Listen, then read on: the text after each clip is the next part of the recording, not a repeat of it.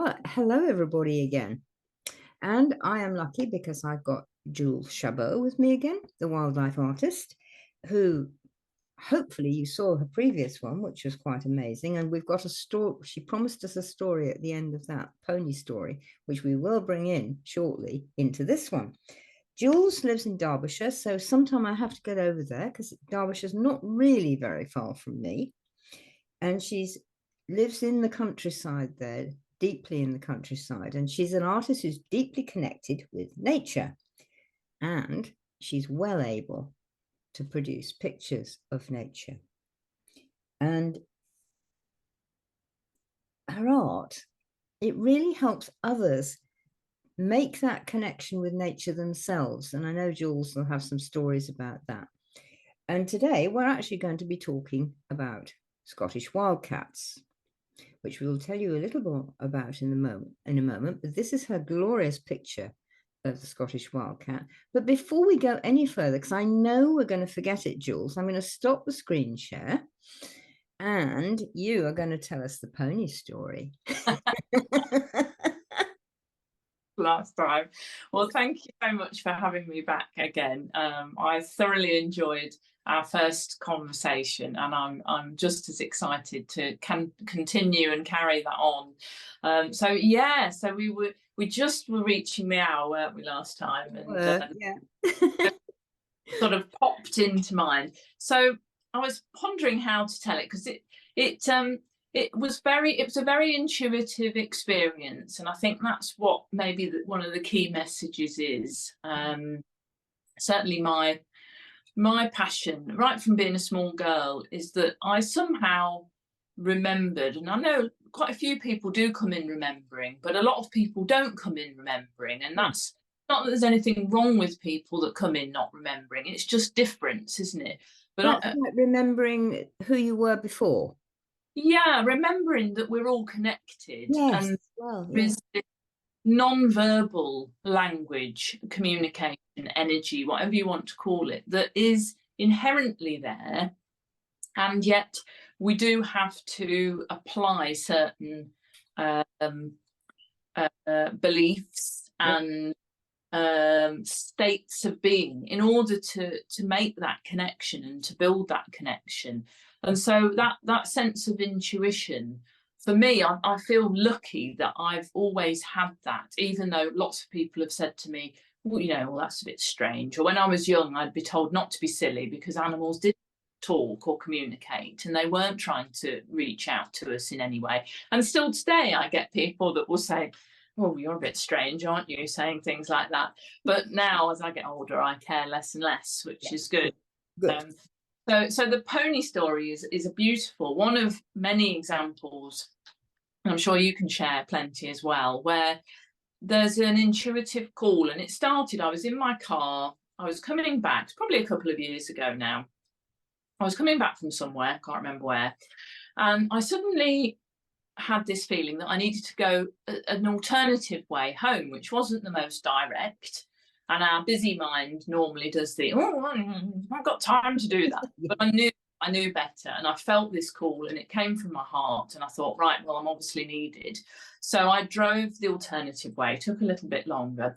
And as I hit the lane, I drove along a little way, and because I've had this happen so many times before, I was aware. My eyes were open. I wasn't off thinking about stuff. I was aware in the moment. And as I drove along, there's a gate on the left, which I knew about, and there was some ponies that lived in there. And as I drove up, I could see them all were clustered around the gate, and I just felt this. It wasn't even verbal. It was just a pull over, come and see us. So Julie, well, who wouldn't? I mean, I love ponies anyway. I love all animals. So I pulled over, got out, and I just, as I do anyway, just was, as usual, in awe of them. And, oh, you're so beautiful, and how lovely to see you. And, just thought, oh, it's a lovely opportunity for me to connect with these beautiful beings. And I just stood with them and was sending my energy and sending love and respect to them. And gradually they started to part. they were moving away, the ones from the front, and the ones at the back were pushing forward one of the other ponies. And as this pony came into my visibility, I saw that she had barbed wire all wrapped in her mane and round her neck. And she was clearly saying, please, they were all, can you help? And I said, oh my goodness, what's happened? And I said, well, thank you so much for bringing, and I do talk to them. I talk out loud, but you can do it in your head as well, can't you? If there's people around worried and think you're a bit crazy, you can just think it and they'll absorb it. They understand your energy. Oh, yes. Yeah.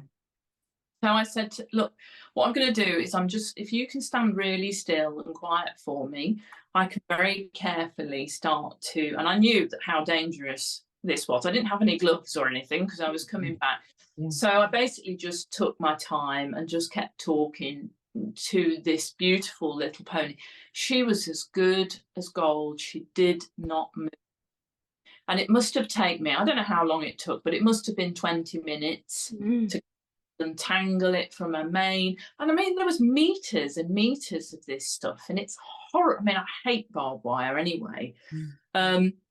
All the ponies stood all around her. It was like they were saying, we're here with you. And I just gradually took it all off. And I finally got it off. And I carefully removed it and put it into my car and disposed of it when I got back.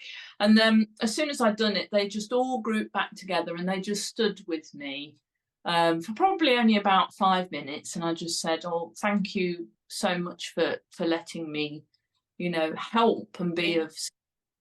And I could just feel that this beautiful love. And I do have a very strong connection with horses anyway. And it was just, again, time disappears. Yeah.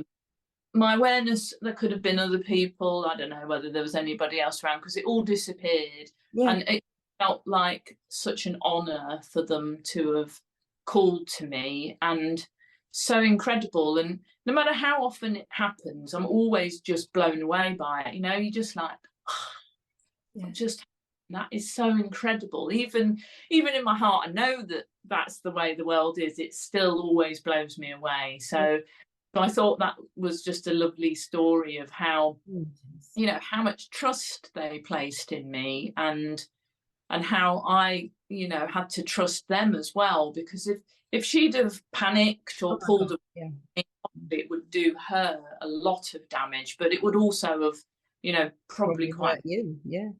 Well. So it was an amazing encounter. Yeah. Oh, it certainly is. And I've had this kind of thing happen to me as well.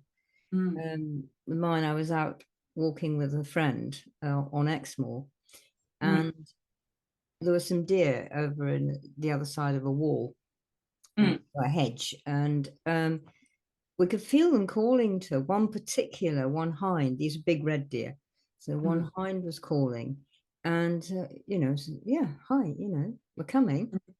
And so we came over and came into their space, and what had happened, and she came right up close, and the others, like with your ponies, the others sort of followed her, and they held the space.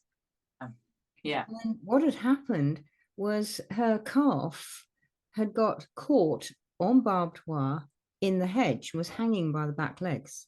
Oh no. We know how it happened, and I will explain. The blasted hunt had been out the day before. They hadn't been after deer, they'd been after foxes, but they make such a racket and they're such a nuisance, they're chasing everywhere.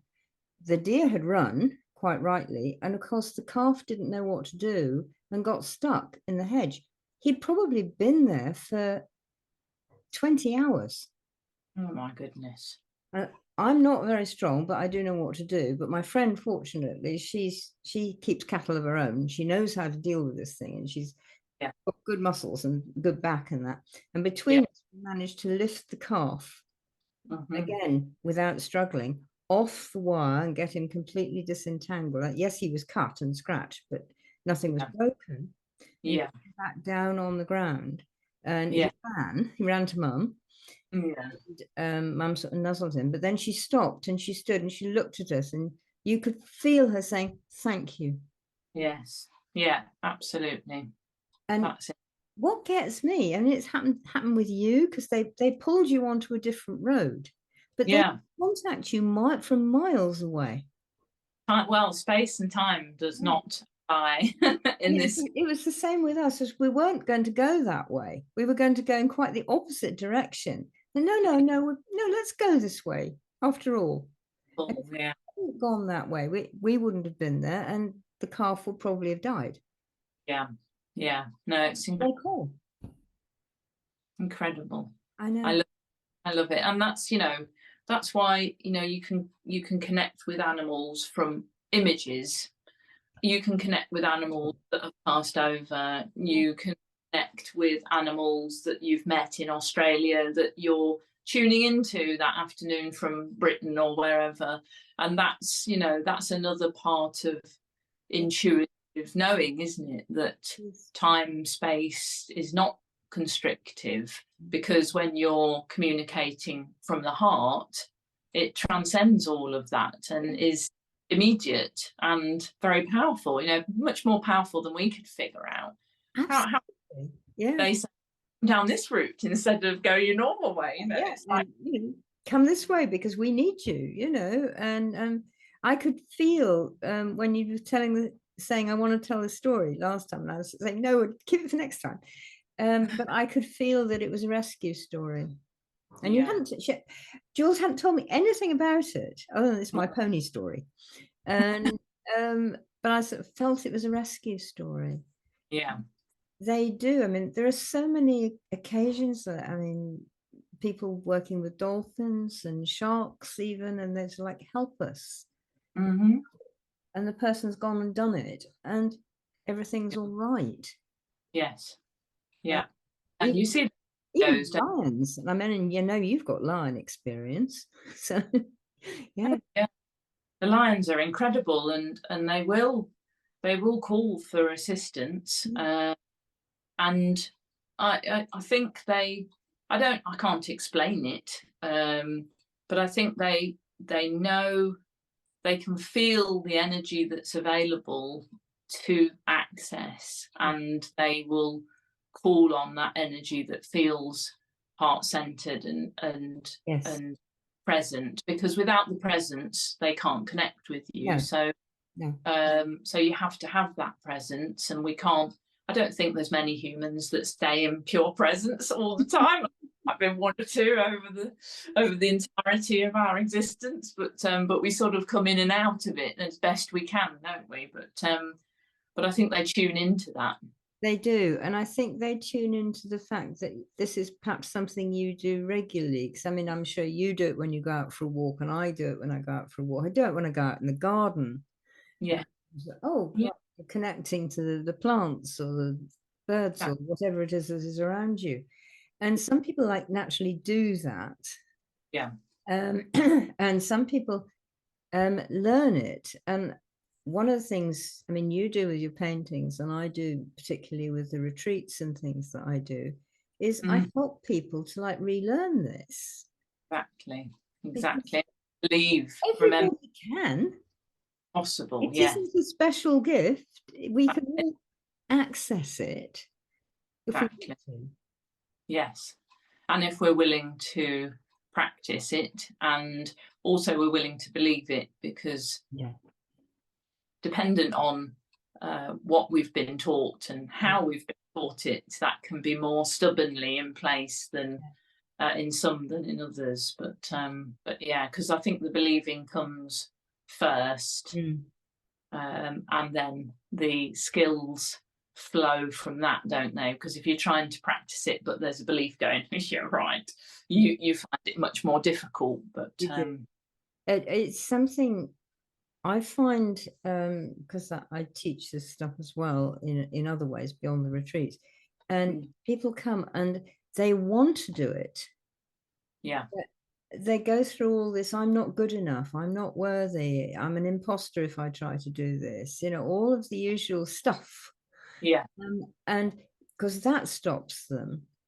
Yeah. And I do find actually that when I'm working with, people who are deliberately on that training with me, And they tend to get not necessarily massive, but quite often quite big experiences happen to them. There's sort of, I call it, oh, great, you're getting a Steven Spielberg moment, you know, the special effects team is out, you've got it. And it might be something like, you know, suddenly this pelting rain stops and you get a shaft of sunlight. Yeah. It might be even like that, or you suddenly realize there's a robin singing, you know, this far above your head. Yeah, And exactly. something happens, or somebody once found, sort of turned around in the grass, and like about 3 feet away, sitting up, was this hare. And it was like, Yeah. you know, breathing stopped and everything. Yes. But it was something that sort of said, yes, you are doing it, you can do it, keep going, you're doing the right thing. It's like Yeah. nature sort of does it for you, you know, they give you that encouragement. Well, I know a lovely lady that I used to work for, Linda Tucker, said to me once, nature always responds generously to those with open hearts. And that's so true, Yeah. because what happens in truth is that you're opening your receptivity to that beautiful, pure connection that is unconditional and, you know, omnipresent. Yeah. And when you connect into it, that's, for me, that's why I go, you know, it takes your breath, because It it's so does. beautiful, and it's that unconditional love that as humans we often struggle to find that among our own species, because there's so much conditioning and messiness and all this worthiness, unworthiness, Yeah. stuff that has been a slightly uh, Yeah. Heavily. mental development within us. Yeah. Yet, at any moment, like you say, it is possible, with the will and the desire, to begin to part those curtains of pushing away and blocking and unworthiness. Actually, say we're all part of this beautiful sentient being that is planet Earth, Yeah. and the cosmos beyond. Yeah. Have to allow ourselves to let go of all the stuff that tells us we're not. That's the big thing, isn't it? Allow yourself to do this. Again, I had another experience yesterday. I've just done a retreat, and there'll be a bit about it on LinkedIn and Facebook and that. So gorgeous 6 women with me, lovely time. And we spent time at stone circles, because we've got an 3 or 4,000-year-old one on the hill above, and a friend of mine who I work with a lot has built one about 8 years ago in her grounds. And she's built it properly and with intent, and asking the stones and asking the land, and, you know, not deciding she was going to put it here without sort of, you know, what do you think about this? And the whole thing was sort of like real collaboration between her and the spirit of place where she lives and everything. So she also rescues horses, and they're lovely. And we also work with them quite often. But went yesterday just to go and, like, you know, this was an old stone circle we went to, and then this is a new stone circle that we're coming to. Now, how are they different? How do they feel for you? So there was lots and lots of stuff of that.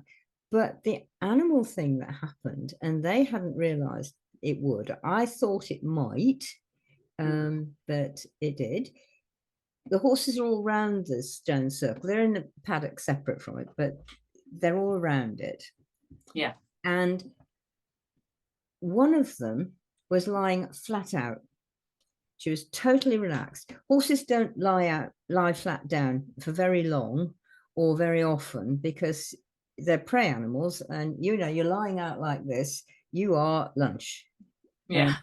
And the old, millions of years old instincts stay. So there's always one horse, like, keeping a lookout. If Guardians. Yeah. anybody's down, Yeah. there's one horse was down.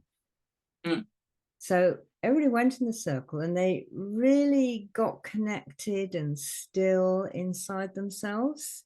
and you could feel everybody's sort of come into the circle, excited, you know, buzz, buzz, buzz, buzz. And then they got in with the circle and it all went down, down, down, down, down, down, down. And as it went down, 3 other horses lay down. Mm. And another one lay down, but she was up with her head up. She was on lookout. Yeah. And Yeah. they didn't realize this. They noticed, and then they were still down when we came out. And I said, look, you know, they were able to do that because you brought your energy right down. You felt really lovely and calm, and it all felt peaceful and gentle and safe. And so they lay down. Yeah. And all the women were like, oh. And it was just like, they were thrilled. They're absolutely thrilled. We walked out very, you know, carefully and keeping their energy down so the horses didn't need to get up because we were leaving or anything like that. No, it's beautiful. That's a lovely example, isn't it, of how we affect our surroundings, and that doesn't just apply to animals and nature, and our nature, but it applies to the room we're in. People we're sat with, and if we're in a cafe or somewhere, we're affecting all the time with our own energy and how we hold ourselves and how we, you know, allow our energy to transmit. So it's great. They're great life skills all round, aren't they? Whether you're completely are. So I mean, imagine you know, there you are, you're leading a team, you know, in work somewhere, and you're sort of like this, and your energy's all over the shop, which it might need to be, but your team is going to be like that too. They're not going to know how to respond with you or what you're going to do. Yeah. Again, I'm hoping to be able to do this in the future, and you know, I think you probably feel it as well. It's like I'd like to get in with team people and sort of say, look, it's okay if the boss is looking shaky. Can you all get to a stage of sort of saying, hey, just sit down a minute, Ellen. Let me get you a cup of tea and a glass of water, and then you know we'll have 5 minutes, and then tell us what it's about. We'll help if we can, and then we can get back to work. Yeah, exactly. I used to do this when I was working in the Ministry of Defence leading teams, and it works, but it seems to be got lost. Yeah, I think we're heading in interesting directions generally as a species, aren't we? We seem to be. And I used to do that exact work for a long time in my previous corporate world life. So yeah, I've had many experiences and have loved leading teams into wilderness experiences as well, which is always very powerful. And if some people are very drawn to nature and wildlife and others aren't, and again, I don't think that's, you know, good, bad, it just is, isn't it? Yeah. But when you come to know how much your state of peace and balance is, and how you can work with that, and it's not about, you know, ignoring troublesome emotions. You need to learn how to work through those as well, but being able to stay steady, you know, no matter what's going on around you in this day and age, in the world we're living in, it's absolutely, you know, invaluable to us and everybody around us. So, you know, I think whatever your passions are in life, it's key life skills, isn't it, to be able to, as you say, be aware of your energy, work with your energy, and do what you can to stay balanced or approach really volatile energies that need to be released in a healthy way. And also, if you get in that state, and I mean, we all can at times, something can happen in your life that just blows your mind. Yeah. Not in a good way. And to actually be able to say, you know, I'm sorry, guys, I'm in a state this morning. Could somebody, you know, can you just hold the space for me? Give me a bit of space, give me some tea. And do you mind if I just tell you for a minute? Because I've got to spill it somewhere. But then, of course, you can't just do that from the boss's state. You know, one of the team comes in an equally bad way and say, hey, you know, Susan, sit down a minute. No, guys, Susan's not feeling right. Somebody get a cup of tea. Now, what's going on, Susan? Exactly. And be there for them, because Yeah. we're not bloody robots. Exactly. And that's, sadly, I mean, it's variable everywhere you go, but you can see it in cultures all over the place. And it's so, to me, it's so sad because it creates so much suffering, and the suffering creates more suffering, and it's quite contagious. And I think that's the challenge when it becomes culturally acceptable, that people are, particularly in business, are horrible to each other because that's the way we get things done. And you think, no, where you get some things done, but they're probably not the things done that you would want to get done. I honestly don't think you ever get good work done when people are behaving like that. You'll get work done, Yeah, but it'll be sort of scraping the barrel. or sabotaged, or Exactly. Yeah, yeah. asked to whoever the customer is, etc., etc. So, And going back to your pony story, you know, your ponies were able to call you from miles away. Actually, you can feel this with people just as easily. oh yeah, And so, yeah, you know, your boss is going to feel it, your team is going to feel it, yeah, the customers in the shop are going to feel it. yeah. They might not even realise what it is that they're feeling, but they'll feel it. And as you raise your awareness, you can then be more able to get a sense of who it is. And I remember when I was about 7, I was sat at school, and I was, I must admit, I was daydreaming because the teacher was a bit boring. Yes. In this state, which is the prime state for intuition, isn't it? That sort of daydreamy state. And I remember thinking, oh, my mum's just opened a letter. And I got home and I said, oh, have you had a letter? And my mum said, what do you mean? I said, well, earlier I was, sitting in class and I saw you opening a letter. And she went, oh. And it was a letter that she'd been expecting. So it was an important letter. It wasn't just a letter, any old letter. And I felt that, and I remember that memory really vividly, because I think what happened with me is that I got to learn fairly quickly around that age that it was much easier and more unconditional and straightforward to communicate with nature and the animals than it was human ones, who were a lot less predictable and not following the rules of nature. And I think that stands out for me. But it's important to, like you say, to know that there's no difference in the communication. The only thing that might differ is the chosen response that person gives back.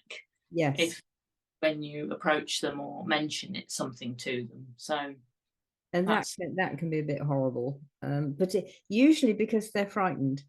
Yeah, exactly. Or they, you opened a letter and you were at school, 20 miles away. What? That's not possible. No. And you get all that kind of stuff. Yeah. I mean, luckily my mum's very open. Mum's always been intuitive, although she sort of hid it or covered it up.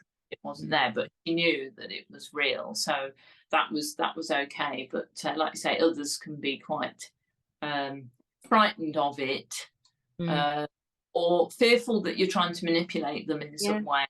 Which can cause you to then try and lock that down. And I'd encourage people listening in, if you do, that you've got intuitive abilities there, just to be proud of that, and to know that you can learn to navigate that, and then become more discerning when you share it and who you share it with. I think that's what I've learned over the years. It's the sort of how to share it, and also to find a few people that you don't actually have to be careful with. Exactly. You can actually go, help. And I go, right, okay, fine, tea, right, sit down, okay, now tell me all about it, kind of thing. If you've got a few of those, a handful will do. Yeah, because you can reach out to them and know. And you're not alone. Yeah, Not exactly. stuck with it on your own. Exactly. And then it becomes more powerful Mm. because you can share experiences without judgment, and you start, what I found, I've been fortunate to find lots of people that share, that sense of the way things are in the world, and you share learnings with each other, and you help each other by talking about a difficult situation you've encountered, and they'll say, oh yeah, I've had something like that. And Exactly. so it's comfort as well, isn't it? So reassuring, isn't it? And I mean, Yeah. I'd say, and I don't know, you know, are you open if people want to contact you as someone to talk to, Jules? Yeah, definitely. I mean, it's fascinating because, again, I notice, with glee, that people will come to me, Mhm. particularly when I'm out and about exhibiting art, but also from my online presence as Yes. well. And they will say, "Oh, I need to talk to you about Scottish wildcats," or, Mm. you know, I'm really drawn to this particular painting, and I don't know why, because I've never really paid attention. And it's almost like their energy is drawn, or I'm drawing them, and then we have these amazing conversations, which is what I love, because I feel with the animal present, albeit in my art form, but the energy's there. I think that helps people to open up a bit more I as do well. too. I do And too. yeah, I start off sharing sort of small things about how I connect with the animal. And then, Yes. I know just what you mean. That's how I feel. Or, Yes. oh, I never told anybody this before. And then, Yeah, and then, exactly. Yeah, yeah. And I have the same sort of thing. And yes, I'm open. Contact me through the website. There's lots of stuff on Jules' website and mine. Do contact me if you want someone to talk to about this, right, because it is necessary. it is. And it feels like it's good to know that people are, as many people as possible, are awakening these natural abilities, and that they get somebody at least that says it's okay. In fact, it's more than okay. It's It's really, great. really good. But it is a state of, it Yeah. can be a state of vulnerability, can't it? And am I going to get, Laugh humiliated? at me? Are they going to shun me? Are they going to all the things that people do? No. Yeah, And, yeah. it is sort of important. Now, you've just brought us to something which I started off with, because I've Mm. been looking through Jules' website and the pictures on there. And of course, I keep going, oh, oh, oh, oh, to all of them. But today, when I was looking through earlier this morning, one particular one came up, and I'm going to share screen and bring, for me, it's her, but I know for you, it's him. Well, they don't. Jules. They're not defined by their gender. Well, I think they be to whoever you are, Okay. what you need. Now, this is a Scottish wildcat, a picture of a Scottish wildcat, and he, Yeah. he, whichever you want, is really looking at me on the screen here, and hopefully to you too. Um, I've always been fascinated by them. I have been close to them through Abernethy Wildlife Park and seen them up close there, and actually been close to the cage that they're in and been able to talk to them. They've not run away, they've stayed and actually talked to them. And Mm. for me, they're what I call my familiar spirit. I've always had a cat like this, and it took me a while before I knew it was a Scottish wildcat, of course. Um, Always there, like around in the background of my life, maybe, invisible, but there. And Mm. I just, I'm just in love with them. And so I wanted to talk to Jules because I find I learn so much from my wildcat. And I think you do too. I mean, like when you were painting this one. Yeah.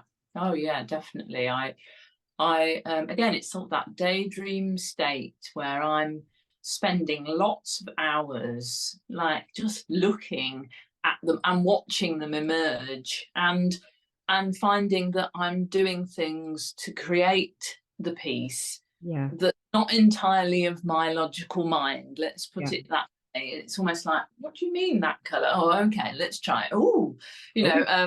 and different techniques to create the look.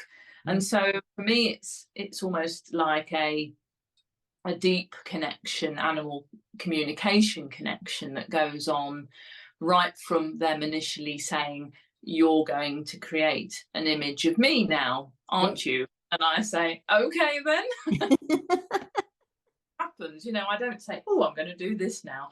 I always say, who is next? Yeah. And Yeah. sure enough, they come, and they share their beautiful personalities, but also their collective species energy, their collective consciousness comes through Yeah. very powerfully. And it's a, you know, and you can feel the ancient nature of them all. I always love the indigenous peoples in Africa that I've been lucky enough to speak to will say they are our ancestors. Yes. Yeah. They come to help us Yeah. to stay or regain balance and equilibrium, because all life is centered on equilibrium, and it's, you know, equilibrium is essential for life. Mm. So yeah, so I have this, you know, beautiful, however long it takes, because I'll normally work with them over a number of days. Yes. Yeah. Normally I do about an hour, and then I have to get up and have a, you know, change of state and move my body and have a drink or whatever. Yeah. And back, and every time I come back, that connection comes in, and these magnificent beings, just, I mean, it's just bliss to connect with them. And yet, you know, it's always, I say with the Scottish wildcat, it's not soft and fluffy. Oh no. No. No. It's here we are, and this is our message for you. Mm. And you better be listening, because it's really important that you Yeah. pay attention. And I love that. I love the directness of that power in their being. And a lot of it for me is about it's about commanding respect. Yes. And standing in your own power. I mean, you're saying something like that on the page here beside this wildcat. And for me, a cat is a cat is a cat. And a Scottish wildcat is, I am me. This is me. This is my power. You can do this too. You Yes, can be you. You yes, can stand in your power. exactly. Just feed on my energy as we go through, and you will be fine. And Yes, things eh, like, you know, holding your ground, you say in there, steady to hold your ground and what is most important to you. yes. And And it's about not suffering fools gladly as well. no, no, they don't. No. You're or you're not emanating the right energetic field, they will hiss at you. And what makes me chuckle is people are often will say about Scottish wildcats, you know, oh, they're so grumpy. And I think, no, they're not really. They're just telling you to get out of their space. Yes, and you know, no, I am not Tiddles, and no, I'm not going to play with a piece of string and think it's a mouse. And that wild is there, show us our wildness as well. Yeah. And I think we can. I love the wilderness, and I know a lot of people like yourself do as well. But Yeah. it can also, as we mentioned a while back, it can also be quite frightening as well. Yeah. Perception, or the teachings that we've had about wild behaviour is not necessarily what this sort of wilderness is about, because this is true cosmic power in balanced form. And as humans, sadly, we've wandered quite considerably off understanding what that really means in the main. Can we give them a moment just looking into this cat's eyes? Because really looking. Absolutely. Just spend a moment looking back at the cat and seeing the cat see you.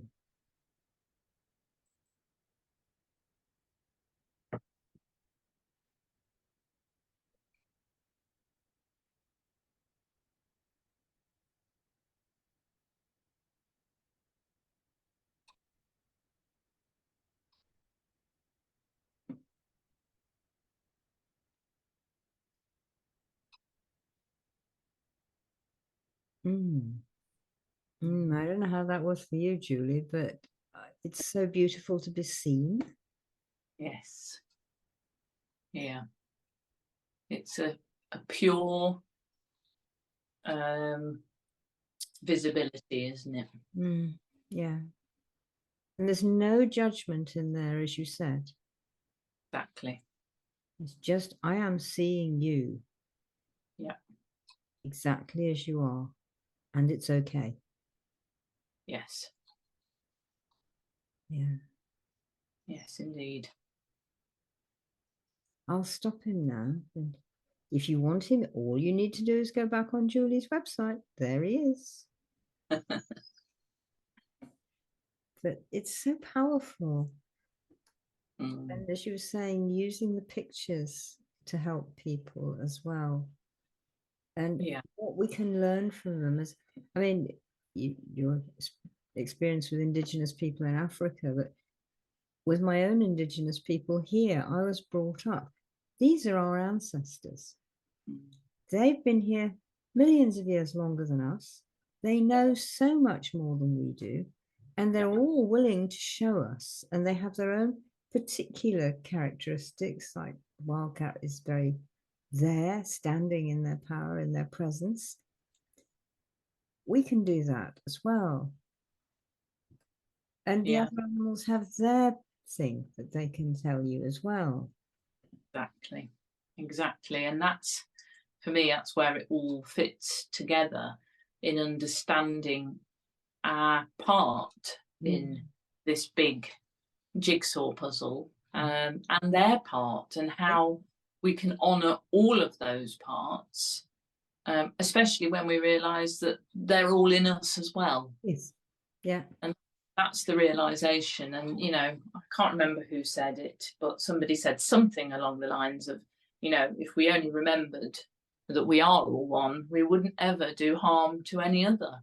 I can't remember who it is either, but it's certainly the way I was brought up. You know, this is just as important. You know, this animal is just as important as you are. Yeah, that's it. And I think that is just so vital, so important for all of us to have. Yeah, and it goes across our own species, doesn't it? You know, is it possible for us to see all humans as equals? Yeah. And it's not easy to do that when you get into the examples of, well, what about this person, or what about this person? And yet that's the challenge, I guess, of learning how to navigate in our life, however long we've got, and the choice we make about how we do that, and what we bring and what we create in our lifetime is all around being able to remember that we are all part of each other.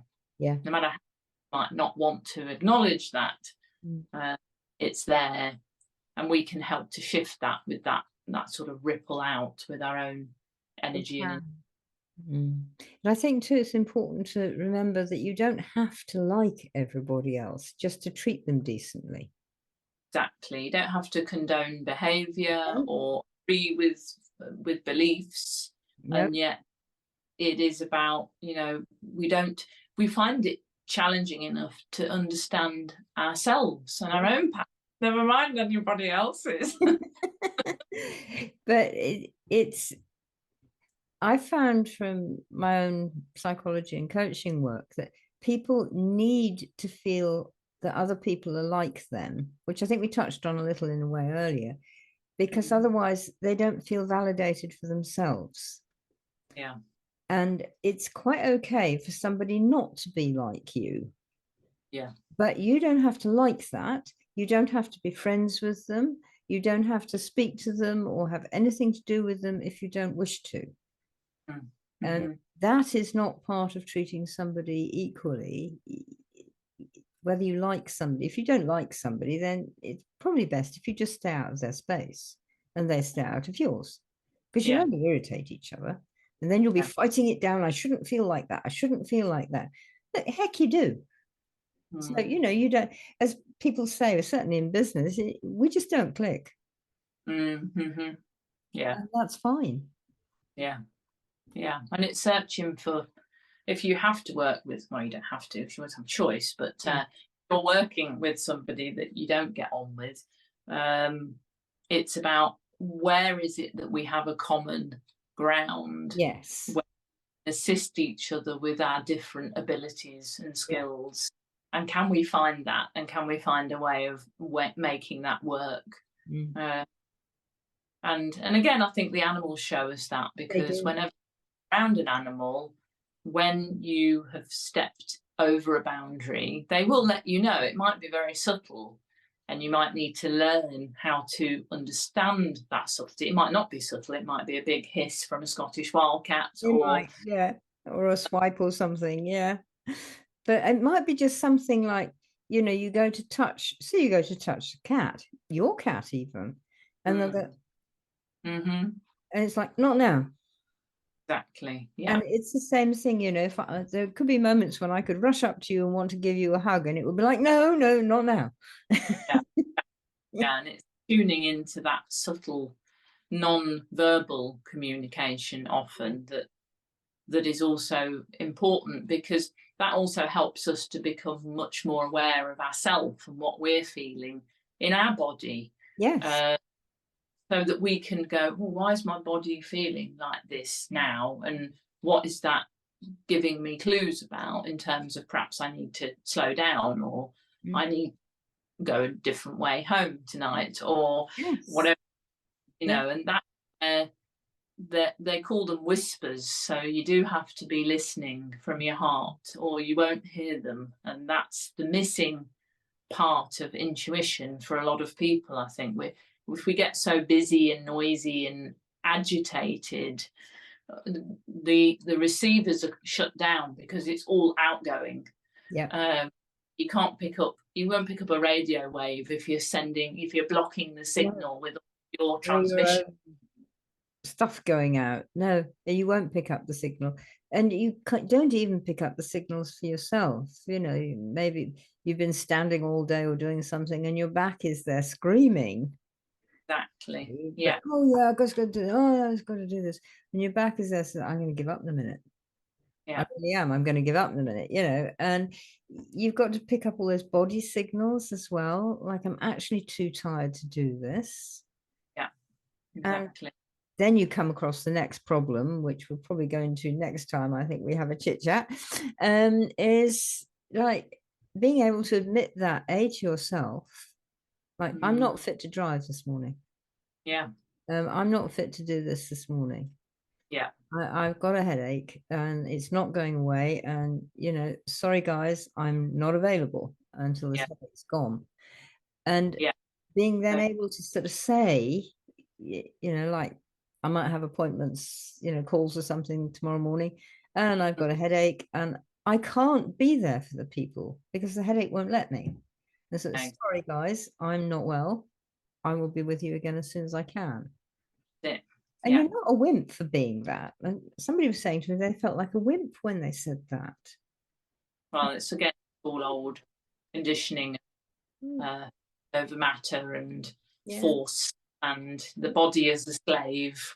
yeah. It's that whole thing of, what did somebody say? I can't remember. I think it might have been Ken Robinson, said something. You see these highly academic people, whose bodies are merely vehicles for moving their brains from one meeting to another. I like that. It's true though. And no, it isn't. It's the whole damn thing that keeps you alive, for goodness sake. Please take care of it. And so powerful as well. Our body, doesn't lie, and it gives us so much rich information, and will save us so much heartache and difficulty and suffering if we just learn to change those patterns that we've been taught. Just Um, learn to listen to body and learn to listen to instincts and learn to listen to intuition. And then add in the brain as well, because that can be useful. yeah, the brain's very helpful as long as it's not roost. That's my belief. Also, you're not trying to say, people say things like, I think I feel, and I have a tendency to say which. Yeah. And you don't think, you don't feel with your thinking apparatus. And so don't, and I have a laugh with people. I'm sort of say, you know, when you're trying to have emotions with your brain, it's a little bit trying to take a screw out with a hammer. Yeah, that's good. The bad's detected. And so it's really good to get back. And the animals teach us this because they do. They do. And you know, they'll show up in your life, I find, when there's a special message for you that you've either been ignoring or you haven't been ready to hear it. And again, I get a lot of people that come to me and say, "Oh, I just keep seeing this animal. They just keep turning up either physically, or I open a book and I put the television on and there they are. Well, you know, what does this mean?" And, you know, it's lovely to be able to sort of say, well, you know, if you look at who they are and what their key qualities are, then that might give you some clues. And It and does. it always, you know, It always does. Yeah. get that now. Yeah. So it's beautiful, beautiful teachings from nature. Indeed it is. On which case, I think we will close down for this time. But hopefully, Jules, we can do it again, you know, in a month or so. I'm always happy to have a chat with I you. think people are enjoying it. I hope they are. I hope you're all enjoying it. And do get in touch with us and tell us. And we are available if you need someone to talk about with your difficult subjects that you haven't really got anybody else to talk about. We are here for that. All of Jules' connections will be in the show notes, in the podcast, and on the YouTube channel. And this edition won't be out for a little while, a couple of weeks or so, but then it will. And so enjoy, and we will see you again. Bye for now, everybody. Bye.